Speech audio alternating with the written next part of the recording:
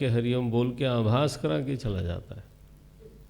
ऐसा थोड़ो कि जीवन में सुख कभी मिलता ही नहीं, न मिले तो यदि हेवानंदो न स्यात् को हेवान्यात् कब प्राण्यात्।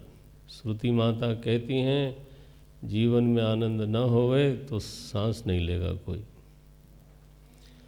भोजन में सुख न मिले तो 15-20 मिनट जो आप चबाते हो ना, वो एक एक्सरसाइज हो जाएगी। आप कभी ऐसे 15 मिनट बैठ के मुंह हिलाओ जरा, आप देखो कितना मज़ा आता है। वो तो कहो स्वाद जो है वो आता रहता है तो पता भी नहीं चलता कि हम मुंह हिला रहे हैं। वो तो दूसरे देखते हैं आपके मुख कमल को। मैंने अब वो कैसा दिखता होगा उस समय भगवान जाने। तो क्योंकि टेढ़ा भी होता है, मेढ़ा भी होता है, फूलता भी है, पचकता भी है, सब होता रहता है, नाना प्रकार की आकृतियाँ।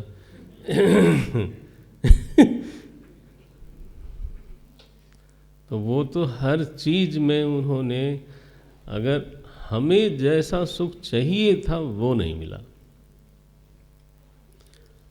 हमें चाहिए था आवे फिर न जावे, वो नहीं मिलता। हमें चाहिए था स्वाधीन,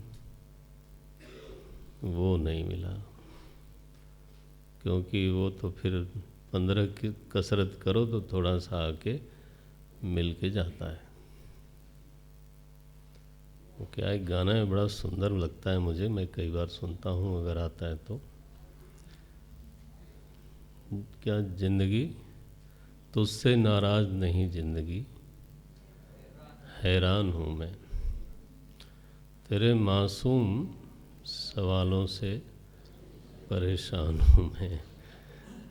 तो मासूम सवाल करती है ज़िंदगी, बड़े आराम से, भोजन का इंतज़ाम होना चाहिए, हाँ होना चाहिए। अब उसको लेके शुरू छोटी छोटी सवाल, जीवन के सवाल होते हैं। अब लिखने वाले ने क्या सोचा मालूम नहीं, मैं सुनने वाला हूँ तो मुझे ये सब बातें आती हैं। जीवन भर जिंदगी सवाल करती है, और बल्कि रोज़ सवाल करती है, और बड़ी मासूमियत के साथ करती है। मज़ा तो यह है, कठोरता नहीं होती। दवाई, हाँ दवाई तो होनी चाहिए, अब लगे रहो। सोचा ही नहीं जीने के लिए, हाँ दर्द उठाने होंगे। बहुत अच्छा बंद करें भाई, किसका है?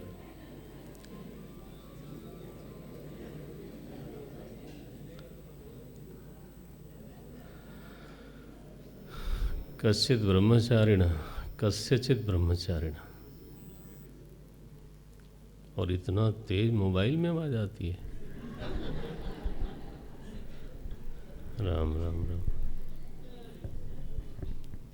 असल में सभाएं बहुत तरह की होती हैं ना, तो अब ये चिन्मय मिशन की सभा है तो इसमें की भी बहुत, हमारे एक इलाहाबाद के सज्जन हैं, अब उनका पद से बोलूँगा तो आप गड़बड़ करोगे। तो वो क्या बोलते हो आप अंग्रेजी में, पिन ड्रॉप साइलेंस, तो उन्होंने हिंदी में विनोद में अनुवाद किया, सुई पटक सन्नाटा।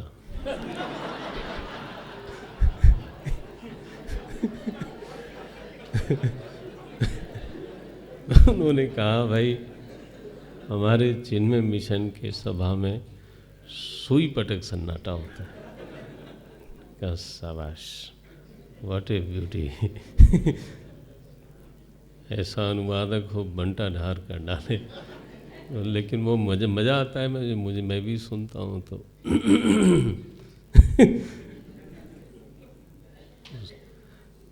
नारायण। तो स्वाधीनता चाहिए, लेकिन स्वाधीन सुख तो मिलता ही नहीं, बहुत कीमत दे दे करके ही कुछ कुछ मिलता है, वो भी आभास। तो जैसा हमको चाहिए था नतई सुखम। विदुर जी का तो निर्णय यही है कि वो चीज़ नहीं मिली जिसके लिए शुरुआत हुई थी। चीज़ें बहुत मिली। एक आदमी को प्यास लगी है, उसके सामने थाली परोस के आ गई। बोले भाई पानी से क्या फ़ायदा, इतनी बढ़िया चीज़ है। बोले प्यास लगी है। बोले नहीं नहीं, खाना खाओ। कैसा है ये? एक आदमी को बहुत तेज प्यास लगी है और जब वो घर पहुंचा, किसी के घर पहुंचा, हमारे जैसा होगा, किसी के घर पहुंचा, अब वो पूर्ण कुंभ से स्वागत हो रहा है। हाँ जी, प्यास लगी है, बहुत ज़ोर से तिलक हो रहा है, फिर आसन पे बैठाया गया, फिर लोग हैं फिर ये कहा गया कि एक और महात्मा आने वाले हैं, तो वो भी आ जाएं, उनका भी स्वागत कर लें। कुछ लोग तो हमें छोड़ करके फिर दरवाजे पे भी चले गए। कुछ लोग क्यों मने काफ़ी क्योंकि अब उनकी बारी। तो ये जो स्वागत सत्कार है नारायण, उससे तृप्ति होगी या उस समय जो ज़रूरत है उससे तृप्ति होगी?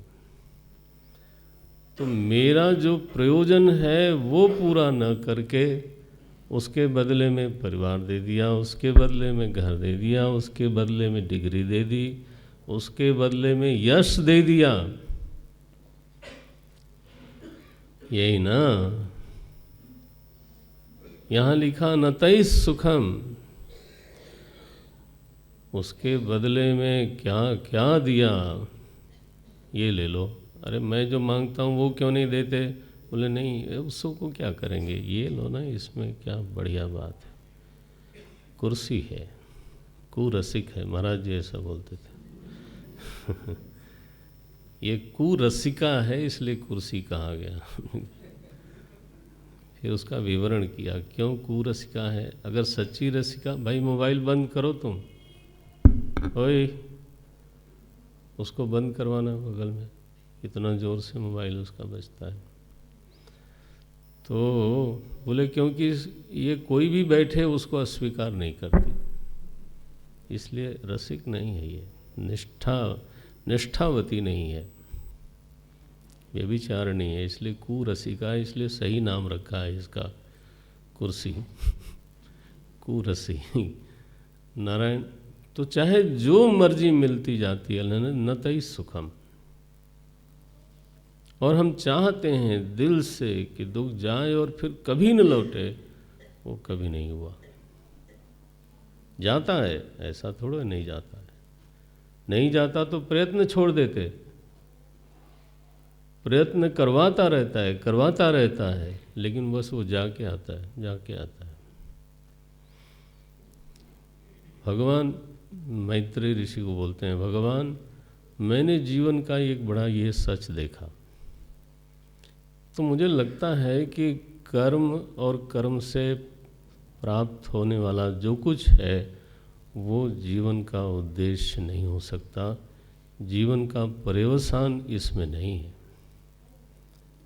क्योंकि बड़े से बड़े लोगों का विश्लेषण किया जाए, सबकी स्थिति यही है तो इस विषय में तो फिर जीवन का पर्यवसान कहाँ होना चाहिए, साधन क्या होना चाहिए उसका?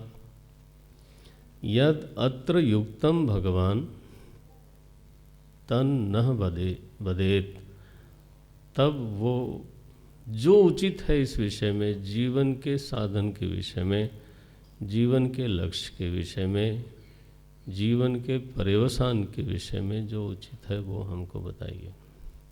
ये सीधा सवाल है।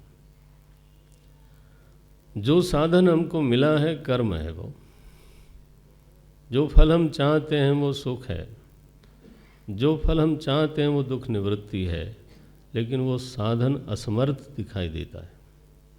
यही हो ना प्रश्न। वो जो कर्म नाम का साधन है वो असमर्थ दिखता है, और जो सुख दुख जीवन में आते हैं और जाते हैं वो वैसे नहीं होते जैसा हम चाहते हैं। तो इसलिए ये सब चलता चला जा रहा है। तो जीवन की व्यवस्था अंततः कैसी होनी चाहिए, कृपा करके हमको बतावें। कैसा बढ़िया प्रश्न है, पका हुआ। और बाद में तो फिर भगवान के विषय में ढेर सारे प्रश्न करते हैं। मैत्रेय ऋषि उत्तर देते हैं। साधु पृष्ठं त्वया साधो लोकान् साध्वनुगृह्णता कीर्तिं वितन्वता लोके आत्मनोधोक्षजात्मनः। हे साधो, दुर्योधन बोलता है दासी पुत्र, मैत्रेय ऋषि बोलते हैं साधो। ये इसलिए बोलने वाले की तो माने देखनी चाहिए किसके बोलने पर ज़्यादा ध्यान दिया जाए। महापुरुष लोग आपको किस नज़र से देखते हैं वो ज़्यादा महिमा की चीज़ है। हे साधो, साधु पृष्ठम त्वया, इस प्रश्न से तो लोगों पर भी अनुग्रह हो जाएगा, भगवान की कीर्ति बढ़ेगी। आप तो क्यों नहीं करोगे ऐसा प्रश्न, आप तो बादरायण के पुत्र हो। बादरायण वीर्य जय, ये शब्द बोलते हैं। ऐसा मुझे कई बार प्रतीत होता है कि विदुर जी को जो वो दुर्योधन ने चलते चलते जो शब्द बाण मारा था ना, दासी पुत्र, उससे मर्मांत पीड़ा हुई थी विदुर जी को। और वो कहीं न कहीं चित्त में फंस गई थी बात। तो यहाँ तृतीय स्कंद में हम बराबर देखते हैं, सुखदेव जी से लेके मैत्रेय ऋषि तक सब लोग उनके तो उज्ज्वल वंश की बात करते हैं। अब ऐसे आवश्यक नहीं था, प्रश्न तो वंश की बात नहीं करना चाहता, लेकिन अब वो है कहीं न कहीं कि ये चित्त में एक कोई उलझाव है, कोई गांठ है, उसको तोड़ देना चाहिए। क्षत्रा क्षत्रा शब्द बहुत बार आता है, आप देखेंगे तो कौशारवो शब्द आता है, और यहाँ तो लिखा बादरायण वीर्यजे। आप तो महर्षि बादरायण के वीर्य से उत्पन्न हुए हो। गृहीतो नन्य भावेन यत् त्वया हरिरीश्वर, और प्रभु तो आपको अनन्य भाव से स्वीकार करते हैं। आप तो विदुर जी क्यों नहीं करोगे ऐसा प्रश्न, आप तो धर्मराज हो। ये तो मांडव्य ऋषि के श्राप से आपको कुछ दिनों तक इस शरीर में आना पड़ा था। तो आपके लिए ये बड़ा युक्ति सम्मत है, स्वाभाविक है कि इस तरह का प्रश्न किया जाए। अब उत्तर देना आरंभ करते हैं। ये मैं तृतीय स्कंद भी माने गंभीर स्वाध्याय के लायक है। इसको वेदांत का जो विद्यार्थी है ना, उसको वेदांत समझने में बहुत मदद मिलती है। वेदांत के जो साधक हैं, तृतीय स्कंद और द्वितीय स्कंद का एकादश प्रसिद्ध है, लेकिन ये दोनों स्कंद दर्शन के हैं। वो बोलते हैं, वो जैसे उन्होंने कहा था अहमेव आसम, मैत्रेय ऋषि बोलते हैं, ये 23वां श्लोक है 5वें अध्याय का, भगवान एक आसीत, यह उपनिषदिक शैली है।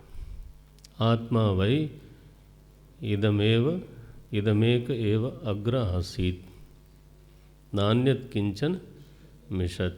जैसे उपनिषद में बात होती है वैसे यहाँ आसीत, भगवान एक आसीत, इदमग्र आत्मा आत्मनाम विभु।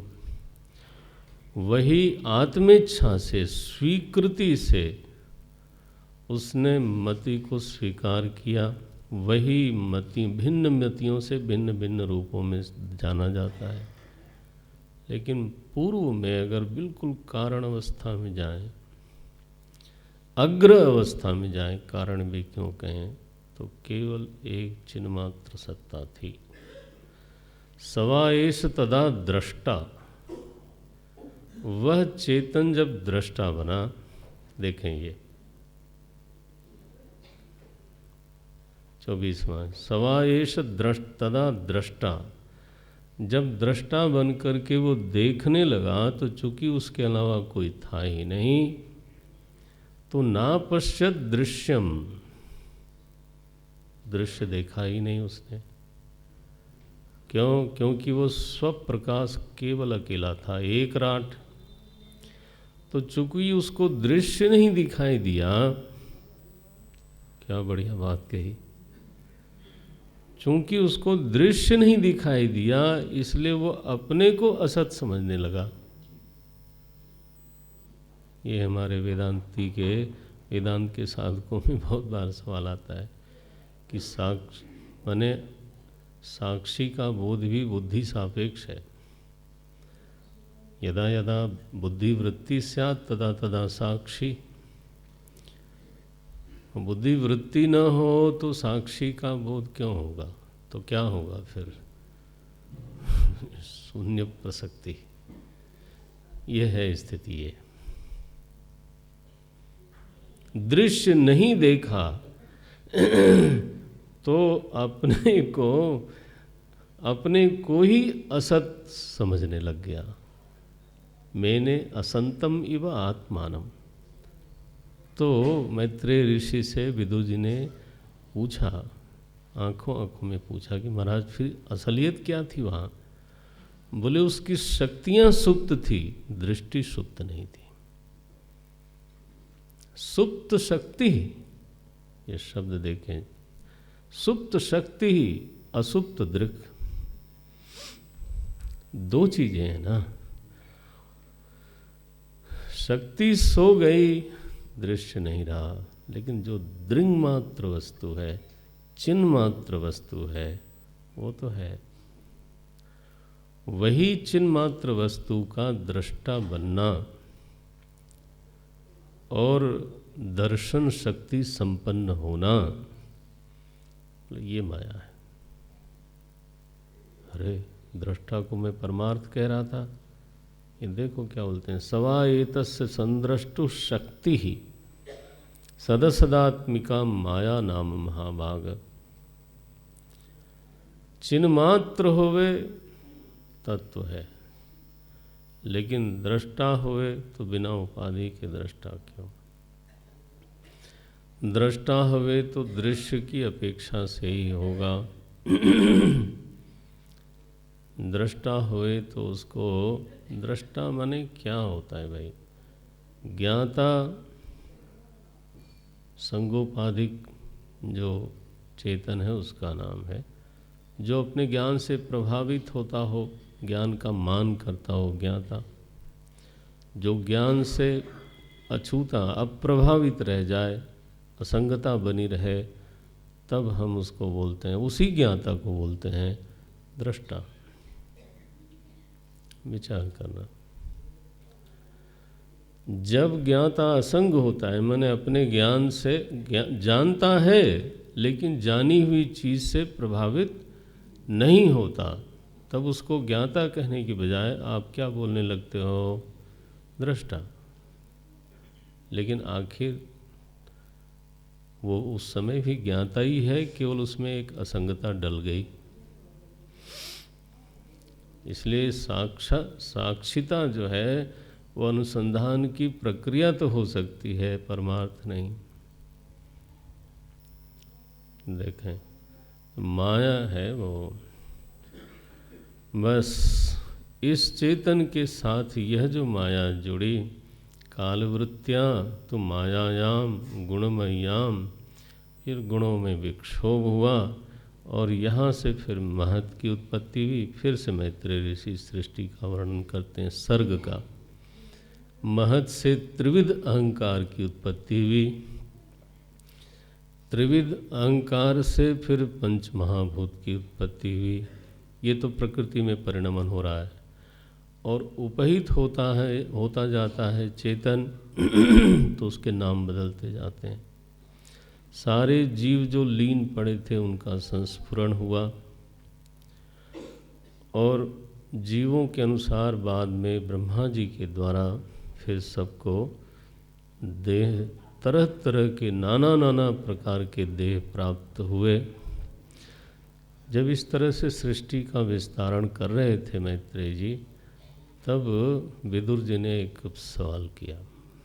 सवाल क्या है कि प्रभु ये जो गुण संबंध बताया आपने ना,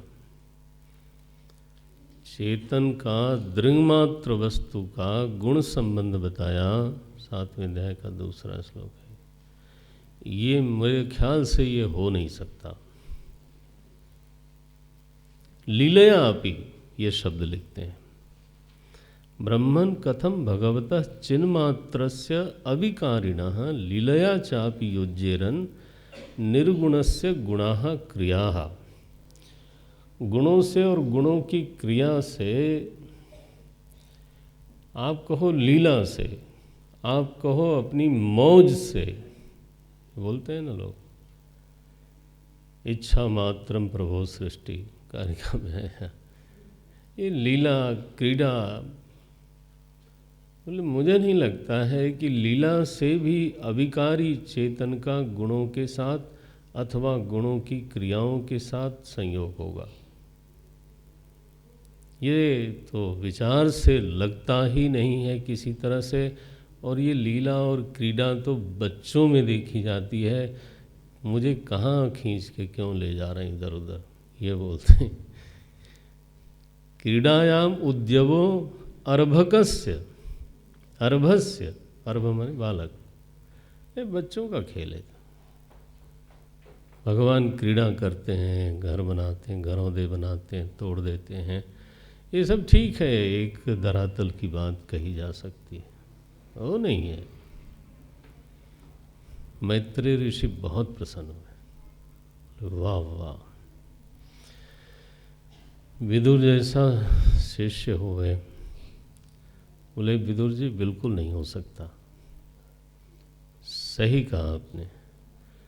चिन्ह मात्र से, अविकारी से किसी गुण का कभी संबंध नहीं हो सकता, किसी गुण की क्रिया से संबंध नहीं हो सकता। यह बिल्कुल न्याय संगत नहीं है। लेकिन जो न्याय संगत नहीं है उसी को माया कहते हैं। माने विचार करने पर जो न ठहरे, क्योंकि वो न्याय संगत नहीं थी, इसीलिए तो बाधित होगी, नहीं तो नित्य न हो जाए। अगर विचारतः सिद्ध हो जाए तब तो सिद्ध ही हो गई। यह तो अविचार कृतो बंधा। भगवान भाष्यकार ने विवेक चूड़ामणि में लिखा, इस अज्ञान का, इस बंधन का जीवन क्या है? बोले विचारा भाव जीवन। What A beauty. विचार का अभाव ही इसका जीवन है। तब तक ये अन्याय चलता रहेगा तब तक ये भ्रम बना रहेगा कि चेतन का गुण से संबंध हो गया, वो सात्विक राजसिक तामसिक हो गया, गुणों की क्रियाओं से संबंध हो गया तो बुद्धिमान हो गया। अरे बुद्धिमान क्या, देहवान हो गया। देहवान क्या, फिर पापी पुण्यात्मा भी हो गया। तो पता नहीं क्या क्या हो गया, ये सब चलता ही रहता है। देखो श्लोक 9वां श्लोक है, बढ़िया परिभाषा माया की दूसरी करी। सेयम भगवतो माया यन नयन विरुध्यते। जब मैंने पढ़ा इसको और थोड़ा समझ में आया, चित्त बहुत आनंदित हुआ। बोले हो most illogical that itself is maya. हो नहीं सकती, हुई नहीं, बुद्धि में फंसी हुई है। नयेन मने न्यायेन युक्त्या, नयेन विरुध्यते यत् सा इयम भगवतो माया विचारा भाव जीवन। ईश्वरस्य विमुक्तस्य, मैं तो खुद बोलता हूँ विमुक्त है, कभी संबद्ध ही नहीं हुआ। ईश्वरस्य विमुक्तस्य कार्पण्यम उत बंधनम, उसमें बंधन स्वीकार करना, ये बुद्धि की कृपणता है। बुद्धि ने अपने ऊपर भी अपने को खर्च नहीं किया, इसको बोलते हैं कंजूसी।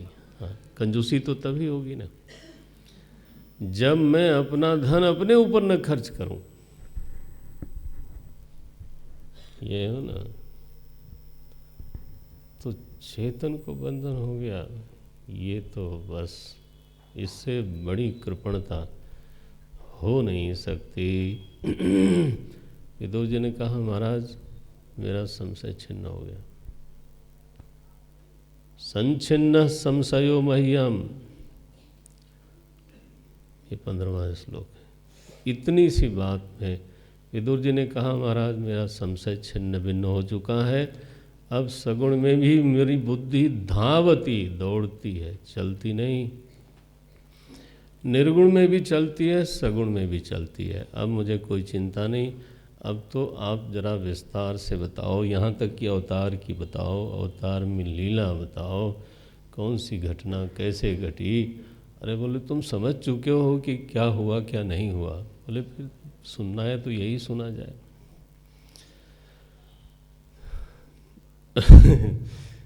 ये सुनने से फलित वृत्ति तो यही होगी कि नहीं कुछ हुआ, इसलिए आप सुनाओ। सृष्टि प्रकरण फिर सुनाना आरंभ किया है मैत्रेय ऋषि ने। ध्यान ये संवाद मैत्रेय ऋषि का तात्विक संवाद पूरा हो गया है। अब सृष्टि का विवरण करते हैं। अपनी गुरु परंपरा का निरूपण किया सबसे पहले। शेष भगवान, ये परंपरा अलग है। नारायण भगवान से ब्रह्मा जी, ब्रह्मा जी से व्यास जी, व्यास जी से नारद, ब्रह्मा जी से नारद जी, नारद जी से व्यास जी, व्यास जी से फिर सुखदेव जी। ये एक परंपरा है, ये दूसरी परंपरा है। दूसरी परंपरा क्या है? बोलते हैं संकर्षण भगवान हैं, फिर उनसे सनत कुमार, शेष भगवान से सनत कुमार, सनत कुमार से सांख्यायन, सांख्यायन से पराशर ऋषि, और पराशर ऋषि से मैत्रेय ऋषि। पराशर ऋषि के गुरुकुल में ही व्यास जी भी रहते थे और मैत्रेय ऋषि शिष्य बन के रहते थे, इसलिए ये सखा थे। मैत्रेय ऋषि व्यास जी के सखा थे। ये देखो, तो ये परंपरा अलग चलती है, गुरु परंपरा। उस समय पराशर ऋषि भी थे, सांख्यायन ऋषि के शिष्य, और बृहस्पति भी थे। पुलस्त ऋषि ने सांख्यायन ऋषि को देख करके तो कहा कि मैत्रेय जो है ना, इसको आपको उपदेश करना चाहिए, ये लायक है। तो उनकी करुणा से, पुलस्त ऋषि की प्रेरणा से फिर हमारे सद्गुरु ने हमें उपदेश किया। वो मैं अब तुमको सुनाऊंगा। यहाँ देखें, फिर से वो शुरू होता है प्रकरण महत्त्वादि। अब विसर्ग का असल में वर्णन है। इसमें ये 15वां श्लोक आता है। 8वें अध्याय में हम हैं। तल्लोक पद्मम, हमने बोला था ना, कमल पर ब्रह्मा जी आए, तो वो वहाँ तो एक शब्द मैंने दिखाया था आपको। यहाँ देखें, ये तो प्रकरण थोड़ा विवृत है, बड़ा है। तो बोलते हैं तल्लोक पद्मम सौ एव विष्णु प्राविविशत सर्वगुणावभासम। उसमें उपहित हुए लोक पद में, जैसे मुख कमल बोलते हैं वैसे लोक कमल है ये ब्रह्मांडोपाधिक चेतन हुआ। ब्रह्मा जी ने फिर तप किया, वहाँ से उनको ज्ञान मिला। हम लोग कर चुके हैं, तो ये सृष्टि की आवृत्ति बार बार होगी। और इसके बाद ब्रह्मा जी ने मानस सृष्टि आरंभ करी, नाना प्रकार की सृष्टियाँ। यहाँ लिखा है 10वें अध्याय में 10 प्रकार की सृष्टि बनाई। 14वें श्लोक से लेकर के 27वें 28वें श्लोक तक 10 प्रकार की सृष्टि बनाई। उसमें वनस्पति तक का वर्णन है। वनस्पतियाँ भी कितनी, वृक्ष लता ये सब के विभाग अलग अलग हैं, पशु पक्षी के विभाग अलग हैं, मनुष्यों के विभाग अलग हैं, ऋषि विभाग अलग है, भूत प्रेत देव गंधर्व को एक विभाग में रखा है, देव सर्ग में रखा है इनको। तो नारायण ये सृष्टि का माने विसर्ग का विस्तार है, पहचान रहनी चाहिए। सर्ग हो गया तो विसर्ग। अब मानस सृष्टि होती चली जा रही है। ब्रह्मा जी के संकल्प में इतनी सामर्थ्य है कि बस मानस सृष्टि होती जा रही। फिर उन्होंने मन से ही 10 प्रजापतियों को उत्पन्न किया। ये प्रजापति शब्द है जो प्रजा का विस्तार करे, उनका पालन करे, उनको कहा गया प्रजापति। ये 12वें अध्याय का 22वां श्लोक है। 10 का इकट्ठे नाम है। मरीचि अत्रि अंगरसौ पुलस्त्य पुलह क्रतुः, ये सारे के सारे लोग प्रजापति हैं। भृगुर्वशिष्ठो दक्षस्य 10मः तत्र नारदः, ये 10वें जो है ना नारद जी, ये मानस पुत्र हैं ब्रह्मा जी के। ये तो हो गए देव ऋषि, ये प्रजापति पद उन्होंने स्वीकार नहीं किया। 9 छाया से ब्रह्मा जी के एक और प्रजापति हुए, उनका नाम पड़ा कर्दम। ये 27वां श्लोक है। ये छायायाः कर्दमो यज्ञे देवहूत्याः पति प्रभु। आप देख रहे हैं ना विसर्ग, कहाँ दृष्टा की बात चल रही थी, गुण संग की बात चल रही थी, लोक पद्म की बात चल रही थी। फिर हमारी वाली सृष्टि जो हमारी जानी पहचानी है ना, वो अब आने वाली आई गई। कर्दम ऋषि, यही वो कर्दम ऋषि हैं जिसको मनु महाराज ने अपनी कन्या दान करी थी। देवहूति के साथ विवाह हुआ था और कपिल भगवान इनके निमित्त से अवतरित हुए थे। विदुर जी ये वही हैं। ये कैसे हुआ? बोले ब्रह्मा जी ने मानस सृष्टि जब बहुत करी, लेकिन वो टिकती नहीं थी जब, तो फिर उनको थोड़ी चिंता हुई। तो ब्रह्मा जी का नाम था क, तो उनके 2 हिस्से हो गए। दायां जो हिस्सा है उसमें से एक पुरुष निकला, उसका नाम पड़ा मनु, और बायां जो हिस्सा निकला उसमें एक स्त्री आई, उनका नाम पड़ा शत्रुपा। ये हमारे मनु के ही वंश से होने से मनुष्य मानव कहलाए गए। अब ये मनुष्य योनि आई। अब ये मैथुनी सृष्टि है इसके बाद, क्योंकि दोनों का विवाह हुआ और मैथुनी सृष्टि, मानस सृष्टि ब्रह्मा जी तक चली। देखें, सर्ग नारायण से विसर्ग में ब्रह्मा जी, अब जो मैथुनी सृष्टि है वो आगे चलती है। तो अब 13वें अध्याय से लेकर के 20वें अध्याय तक एक प्रकरण है। क्या हुआ कि जब मनु जी प्रकट हुए, उन्होंने कहा पिताजी आपकी मैं क्या सेवा कर सकता हूँ, आज्ञा करिए। ब्रह्मा जी ने कहा अरे बेटा, तुमने ऐसा पूछ करके मुझे संतुष्ट कर दिया। संतान अगर पिता के सामने खड़ी होके बोले कि आप मुझे आज्ञा दीजिए, मैं आपकी सेवा करना चाहता हूँ, तो बस पिता का इतने में संतोष हो जाता है। तुम जानते हो इस समय सृष्टि काल है, लय काल नहीं है। तो सृष्टि काल में सृष्टि का विस्तार होना चाहिए, तुम वो उद्यम करो जो आज्ञा पिताजी, लेकिन मुझे खड़ा होने की जगह तो चाहिए। प्रलय काल में पृथ्वी तो जलमग्न हुई पड़ी है, तो हम लोग फिर खड़े कहाँ होंगे। तब ब्रह्मा जी को फिर चिंता हुई। अब ये उनके बस की बात नहीं थी कि पृथ्वी को जल में से निकालें। देखें, तो जब ये प्रसंग आ गया तब अवतार हुआ। तो उनकी नासिका से वराह भगवान प्रकट हुए हैं और वराह भगवान ने उस पृथ्वी का उद्धार किया। जय तो एक बार बोलना चाहिए। बोलिए वराह भगवान की, बोलिए वराह भगवान की।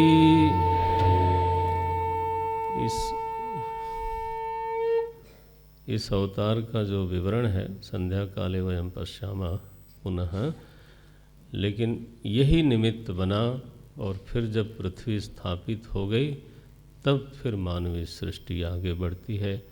कथा आगे चलेगी, यहाँ हम विश्राम देते हैं। ओम आरती कर्तव्य। देवास्तानि धर्माणि प्रथमान्यासन्नादे अनागम वलिमानः सचन्दद्रपूर्वे साध्याः